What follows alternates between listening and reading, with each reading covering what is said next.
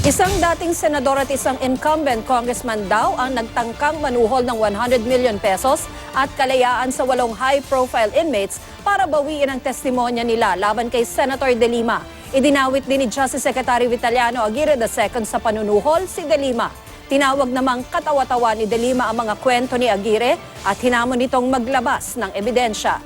May report si Leah Manyalak del Castillo.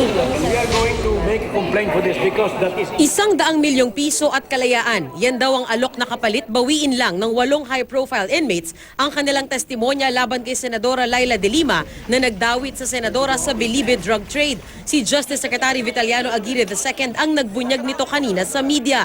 Kwento ni Aguirre sa isang cellphone sa loob ng AFP Custodial Center kung saan nakadetain ang ilan sa mga inmate umano tumawag ang nag-alok ng pera. Pinatawagan dun sa isang contact nila at hindi inmate. So binigay yung telepono and then tinawagan and then the cell phone was ginawa nasa speakerphone. Narinig nung 8. Dinireject nung 8. Ang nag-alok, isa raw dating senador at isang kasalukuyang kongresista.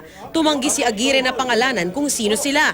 Basta raw mga kapartido sila ni De Lima, ang kongresista, taga Laguna umano. Sir, pangalanan mo na, sir. Kaya ako mawalan ng kuwan mawalan ng suspense. Sino, sir? Sir, sige, sir. Hindi, ihanda ko yung mga 8 inmates who is going to confirm this. Sir, yung a crime. nag-offer, baka partido ni Senator De Lima? Kapartido, yes. Kaninang umaga muli raw inalok ang mga inmate pero ngayon, direkta na raw idinawit si Senadora De Lima. It was repeated this morning and the offer allegedly came from De Lima. Basta't ang ganito ang kuwan Ano nila. sinabi daw, sir, yung offer? Ang ganila, it has to be, the retraction must be made before the 25th. The significance is that they wanted to use this as to attract more people sa EDSA anniversary para magkaroon ng people power daw. Nang tumanggi raw ang mga inmate, umabot na raw sa pagbabanta. Tinatakot pa yung 8. Meron pang nakot. Ano daw mangyayari, sir? Paano pananakot? Gustong ipapakidnap daw yung kanilang mga relatives. Plano ng DOJ na sampahan ng reklamo ang mga nag-offer. Naniniwala naman ang palasyo na may basihan ang ibinunyag ni Aguirre kaugnay sa di umanay tangkang panunuhol. It has to be verified, but since it came from the SOJ, from the Secretary of Justice, then apparently it has some credibility.